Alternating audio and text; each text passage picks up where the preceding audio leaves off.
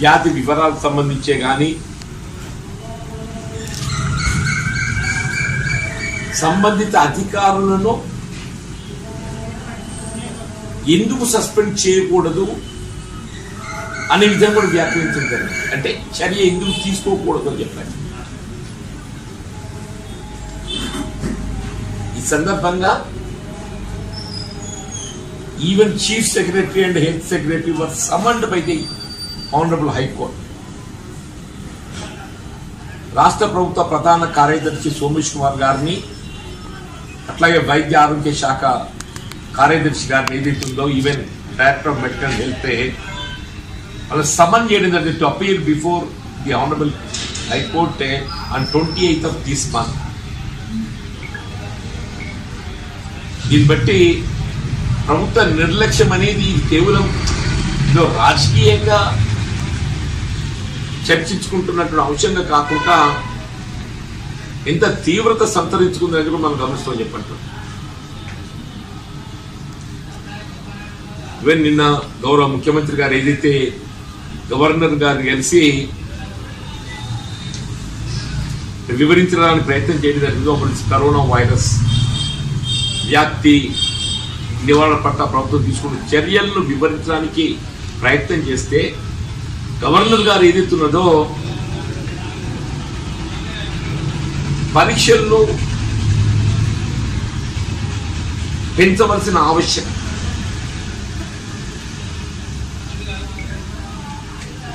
పరీక్షలు కావాలని కోరుకున్న వారు ఆసుపత్రుల చుట్టూ తిరిగే పరిస్థితి రావద్దు. అవసరం వస్తే డోర్ టు డోర్ సర్వే ద్వారా, ఇంటింటి సర్వే ద్వారా పరీక్షలు నిర్వహించాలని చెప్పిన పేర్కొంది.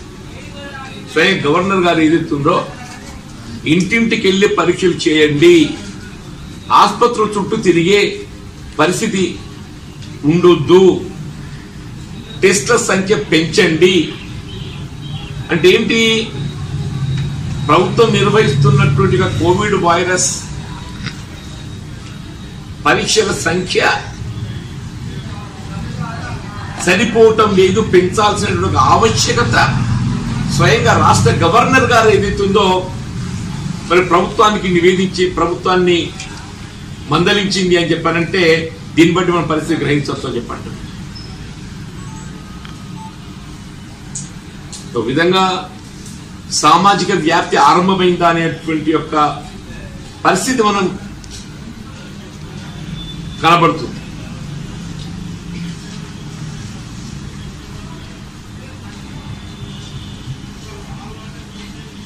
ఒకప్పుడు ఏదైతుందో మర్కజ్, ముంబై, ధారావి వలస కూలీలతో కొంత మనం జాగ్రత్తగా ఉండే పరిస్థితి ఉంది.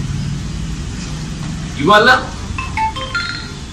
పరిస్థితి ఎవరు ఊహించే పరిస్థితి లేకుండా అయిపోయిందని చెప్పండి. ఎవరు ఊహించే పరిస్థితి లేకుండా అయిపోయిందని చెప్పండి.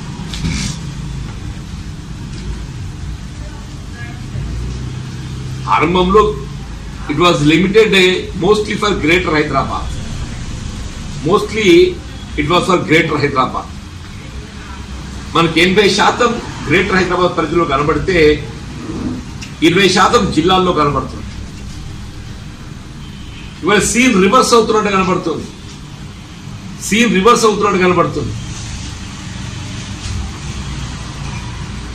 గ్రేటర్ హైదరాబాద్ లో 40%కు వస్తే జిల్లాలలో ఏదైతుందో దట్ హ్యాస్ రీచ్ టు 60%. జిహెచ్ఎంసీలో 510 కేసులు నమోదైతే నిన్నటి రోజులో జిల్లాలలో 688 నమోదైంది. జిహెచ్ఎంసీ పరిధిలో నిన్నటి రోజు 510 నమోదైతే జిల్లాలలో 688 నమోదైంది. మన జగిత్యాల జిల్లాలోనే 26 కేసెస్ వర్ రిపోర్టెడ్.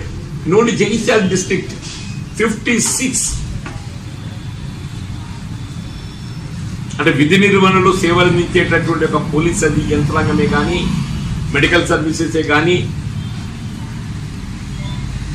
స్ప్రెడింగ్ అనేది ఏదైతుందో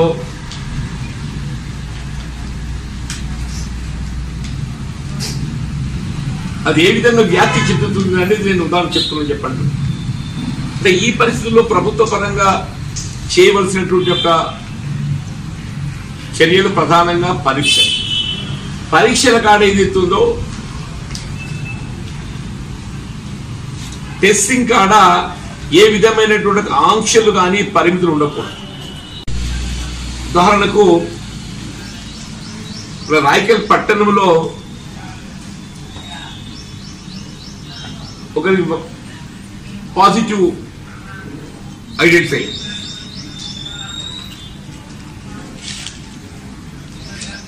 ఐడెంటిఫై అయిన అతడితో ఏదైతే about 2-3 days prior to the testing కలివిడిగా ఉన్నటువంటి ఒక మిత్రులు బంధువర్గం వాళ్ళు ఏదైతుందో ఇన్సెక్యూర్డ్ ఫీల్ న్యాచురల్ ఇవాళ మీతో నేను సంభాషిస్తున్నా, రేపు మరణాన్ని ఎవరికో ఒకరికంటే ఏదన్నా పాజిటివ్ ఐడెంటిఫై అయ్యే పరిస్థితి ఏర్పడితే మనందరం కూడా ఇన్సెక్యూర్ ఫీల్ అవుతాం. బికాజ్ మనందరం కూడా కలిసి ఇక్కడ సంభాషించుకున్నాం, కలిసి చర్చించుకున్నాం, కలిసి కొంతసేపు సమయం గడిపినాం. కాబట్టి ఆ విధంగా ఎవరైతే పాజిటివ్ సోకినటువంటి వ్యక్తితో కలివిడిగా ఉన్నటువంటి వ్యక్తి ఆయనకైన టు బి సేఫర్ సైడ్ అనుమానం నివృత్తి చేసుకోవడానికి కొరకు ఏదైతున్నదో ఫర్ ది లాస్ట్ 48 అవర్స్ మన జగిత్యాల ప్రభుత్వ ఆసుపత్రి చుట్టూ తిరిగితే పరీక్షలు నోచుకోవడం లేదు. ఫర్ ది లాస్ట్ 48 అవర్స్ వందల సంఖ్యలు క్యూ నిలుచుకుంటారు, వందల సంఖ్యలు. పరీక్షలు 10 సంఖ్య.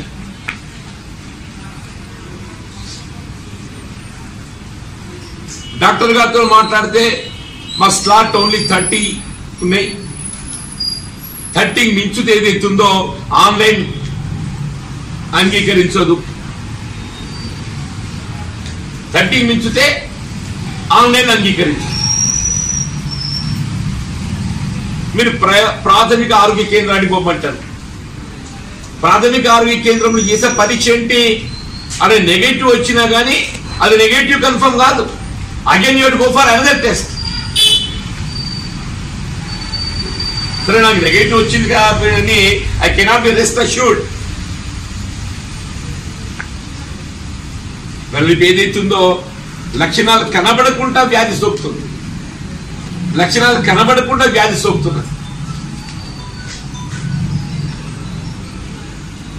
ఏమైపోయింది? రాయకల్ మిత్రుడు ఏదైతుందో పరీక్షలు కావాలని చెప్పి కోరుకున్నాడు. ఇప్పుడు ఎవరితో కలవదో పరిస్థితి అని చెప్పి తెలుస్తలేదు.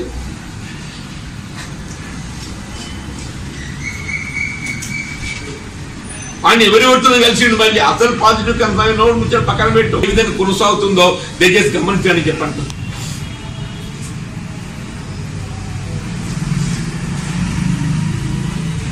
ఇంతకుముందు ఒక కానిస్టేబుల్ మిత్రుడు వచ్చింది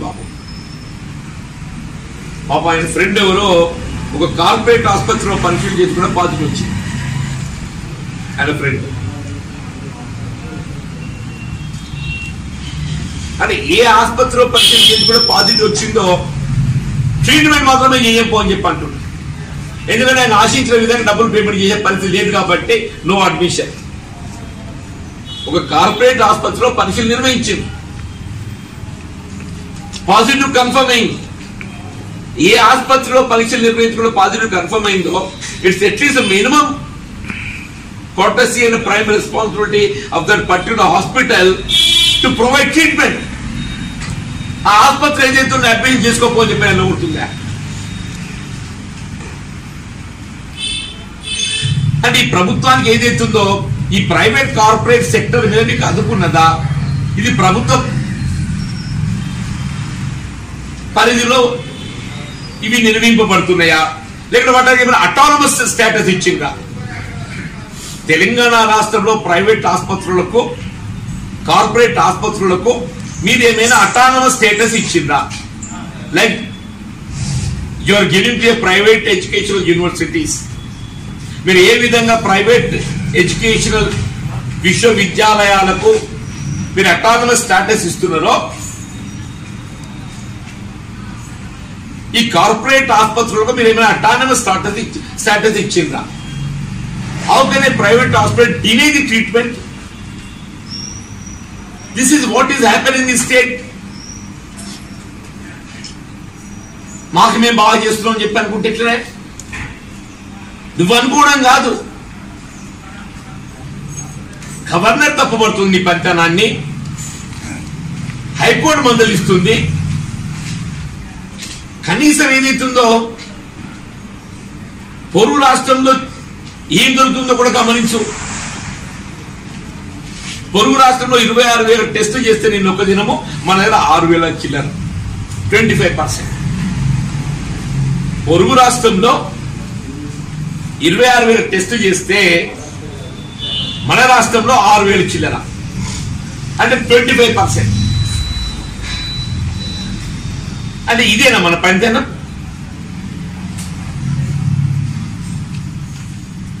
అంటే high court even has gone to the extent ఇప్పుడు స్పెయిన్, ఇటలీ, అమెరికా దేశాలను మించిపోయే పరిస్థితి ఏర్పడబోతుందని చెప్పి కూడా హెచ్చరించారు. They have mention, they have quoted, high court has quoted Spain, America, Italy దేశాలను మించిపోయే పరిస్థితి ఇక్కడ కనబడబోతుందని చెప్పిన కూడా హెచ్చరించిందని చెప్పండి. ప్రజలు జీవించే హక్కులను హరిస్తున్నావు అని చెప్పంటున్నా.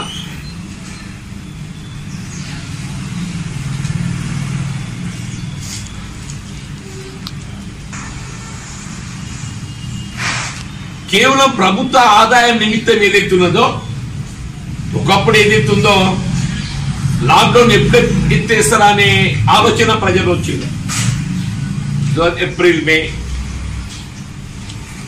ఏప్రిల్ మేలో ఏదైతుందో చివరికి వచ్చేవరకల్లా కొంత రిలాక్సేషన్ వస్తే బాగుంటుండే ఒక ఆలోచన ప్రజలు వచ్చింది. ఇవాళ ఏమైపోయింది? ప్రభుత్వం ఎప్పుడు లాక్డౌన్ పెడుతుందా మంచిగుండా చెప్పిన ఆలోచనకు వచ్చింది. చెప్పండి, ప్రభుత్వం ఎప్పుడు లాక్డౌన్ పెడతాన్న ఆలోచనకు వ్యాపారస్తులు అంటే పరిస్థితి ఏ విధంగా మారబోతున్నది?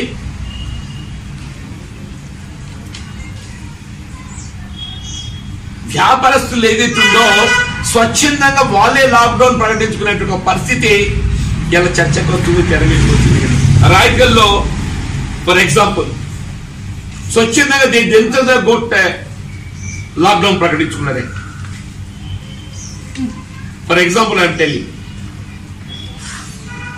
కరీంనగర్లో కొంతమేరకు లాక్డౌన్ ప్రకటించుకున్నారు, జెండు కూడా లాక్డౌన్ ప్రకటించుకున్నారు, ఇలా జగిత్యాల కూడా చర్చ ఆరంభమైంది లాక్డౌన్ ప్రకటించుకోవడానికి.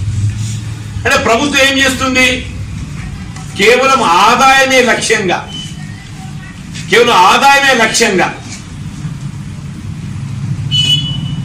ఒకప్పుడు ఏం చెప్పిండు ముఖ్యమంత్రి గారు, ముందు బతికుంటే కదనే తర్వాత విషయము, బతికుంటే బలసాగు తినొచ్చు. ఇవాళ రివర్స్ అయిపోయింది సీన్, రివర్స్ అయిపోయింది.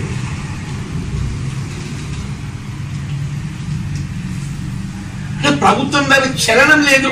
నీకు ఆదాయ ఆలోచన తప్పేది ఇస్తుందో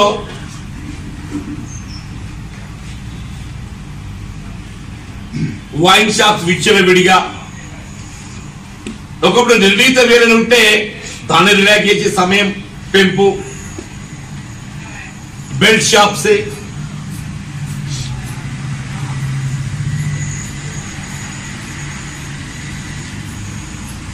వాస్తవంగా ఏదైతుందో ఇవాళ పరిస్థితి చూస్తుంటే రియల్లీ ఒక సామాజిక దృక్పథంతో సామాన్య ప్రజానీకం ఏదైతుందో ఈ కరోనా వైరస్ వ్యాప్తి నుండి ఏ విధంగా తట్టుకొని నిలబడాలి మనము అనే ఆలోచనకు వచ్చింది.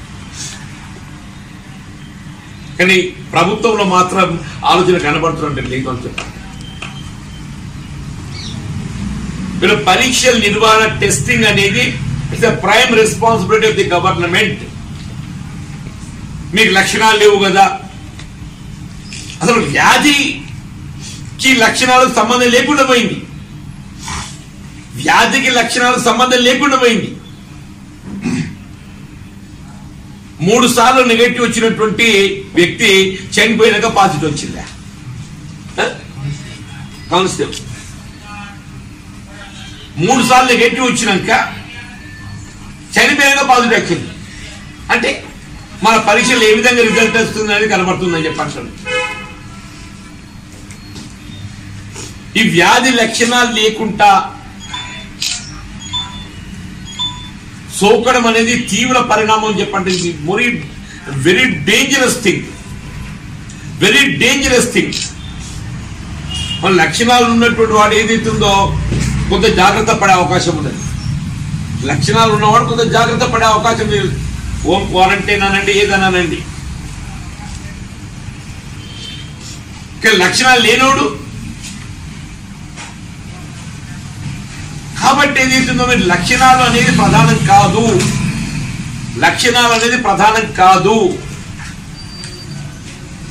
ఎవరైనా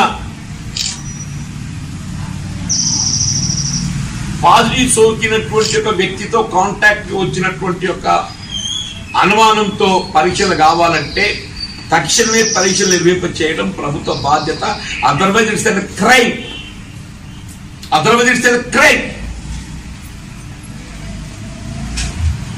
అది వాడు ఒక్కడే పరిమితం కాదు, వాడు ఎంతమంది కలిసి చూడగలనే. ముందస్తుగా ఏదైతుందో పరీక్షలకు సంబంధించి ఏ విధమైనటువంటి నియంత్రణ పరిమితులు లేకుండా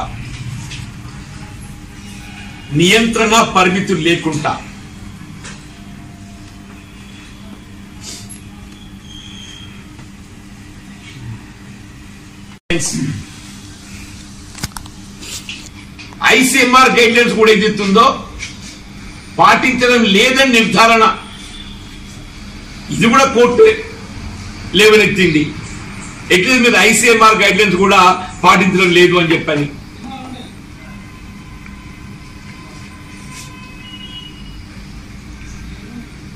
మరి ఏ విధమైన పరిమితులు లేకుండా టెస్ట్ నిర్వహణ అనేది ఇది కనీస ప్రభుత్వ బాధ్యత. దయచేసి ముందస్తు ఏదైతుందో ఈ పరీక్షలకు సంబంధించి అది జిల్లా కేంద్రమే కానీ,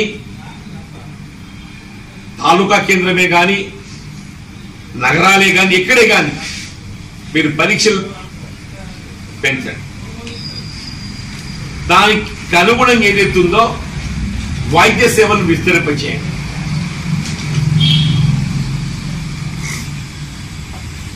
వీళ్ళు ప్రభుత్వ ఆసుపత్రుల్లో విషాదం కలిగింప చేయటానికి చర్యలు చేపట్టండి. ఇలా కార్పొరేట్ ఆసుపత్రులు ఏవైతే ప్రైవేట్ ఆసుపత్రులు ఉన్నాయో వాటిపై ఏదైతుందో ప్రభుత్వ అజమాయిషి మీ పరిధిలోకి తీసుకోండి. Otherwise they are feeling their hospitals are autonomous.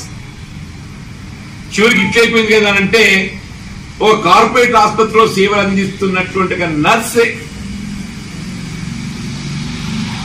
వ్యాధి సోకితే ఆ ఆసుపత్రిలో ట్రీట్మెంట్ ఏక ప్రభుత్వ ఆసుపత్రి పోమని చెప్తుంది.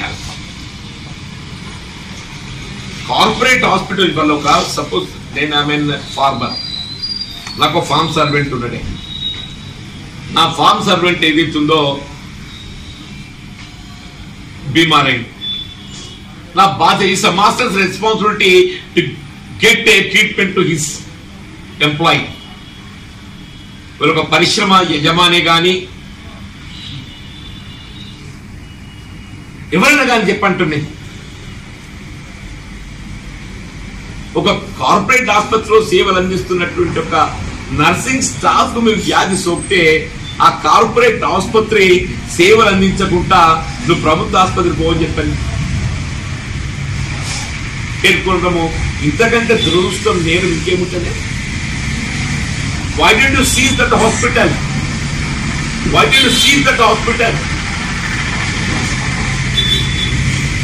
ఎందుకు ఏం చేసుకొస్తున్నావు? వాటి మీద మీకు సంబంధం ఏంటి? లాభం ఏంటి?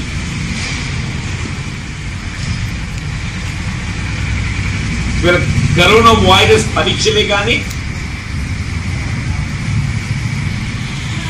వైద్య సదుపాయమే కానీ ఆరోగ్యశ్రీలో చేర్చాలనేది ప్రథమ డిమాండ్. మన పొరుగు రాష్ట్రం ఆరోగ్యశ్రీలో చేర్చింది. మన ధనిక రాష్ట్రం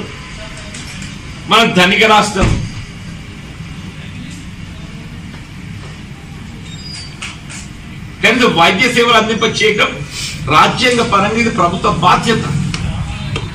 అయినప్పటికీ ఏదైతుందో నీ ప్రభుత్వ బాధ్యత కర్తవ్య నిర్వహణలో నువ్వు నిర్లక్ష్యం చేస్తున్నావు కాబట్టి ఇప్పటికైనా కాస్త ఆరోగ్యశ్రీలు చేర్చు.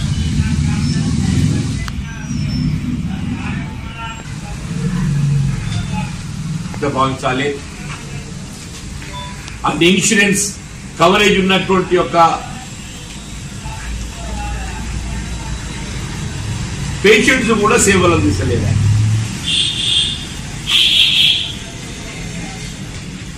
ఇప్పుడు లాక్డౌన్ మీద ఏదైతుందో సత్వమే ప్రభుత్వం మీరు అఖిలపక్ష కమిటీ సమావేశం ఏర్పాటు చేస్తారా?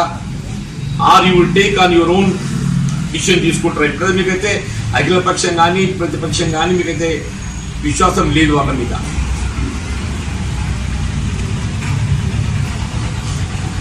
ఇవాళ రాష్ట్రంలోని వ్యాపార సంస్థలు అన్ని కూడా ఎక్సెప్ట్ ది ఎమర్జెన్సీ సర్వీసెస్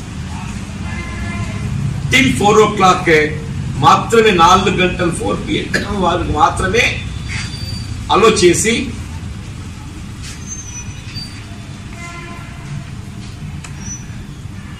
నిర్ద్వందంగా 4 నుండి మళ్ళీ మరుసటి రోజు 8 AM వరకల్లా ఏదైతుందో క్లోజ్ డౌన్ ఉండేది. అట్లా 6 PM to 6 AM వ్యాపార సంస్థలు ఏదైతుందో 8 AM to 4 PM exempting the emergency services, exempting మినహాయింపు ఏదైతుందో ఎమర్జెన్సీ సర్వీసెస్.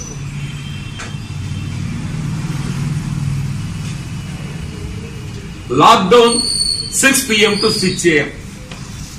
మీరు గతంలో ఏ విధంగా ఏప్రిల్ మే మాసాలు పరిస్థితి మెరుగయ్యేంత వరకు ఆర్ అట్లీస్ట్ వ్యాక్సిన్ వచ్చేంత వరకు వ్యాక్సిన్ కొంత హోప్ఫుల్ కనబడుతుంది. కాబట్టి తగు వైద్య సదుపాయం లభించేంత వరకైనా కానీ లాక్డౌన్ వల్ల ప్రజలే స్వచ్ఛందంగా కోరుకునే పరిస్థితి కనబడుతుంది. వ్యాపారస్తులే స్వచ్ఛందంగా కోరుకునే పరిస్థితి కనబడుతుంది. కాబట్టి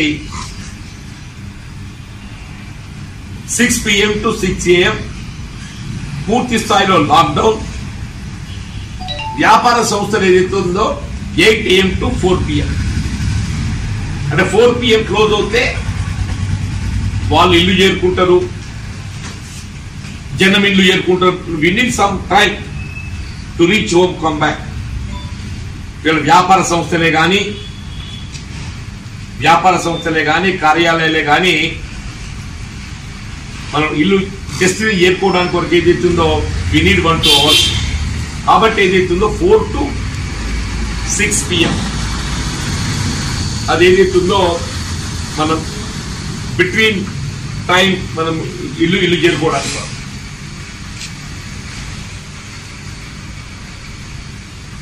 సంస్థలు పనిచేయడం ఏదైతుందో let it be any institution, వ్యాపార సంస్థలు let it be any institution, అది సాఫ్ట్వేరే కానీ ప్రైవేట్ కంపెనీస్ కానీ ఏదైనా కానివ్వండి. Only 8 AM to 4 PM, 6 PM to 6 AM complete lockdown as earlier implemented in the month of April and May. చౌతనే మాత్రం ఇది అదుపుకి వస్తే ప్రభుత్వం ఏదైతే కొంత మీ ఆదాయమే పరిగణ కాదు. ప్రభుత్వం ఎంతవరకు ఏదైతుందో ఆదాయం మాత్రమే పరిగణలోకి తీసుకొని ప్రజల జీవితాంతో చెలగాటలాడుతుంది.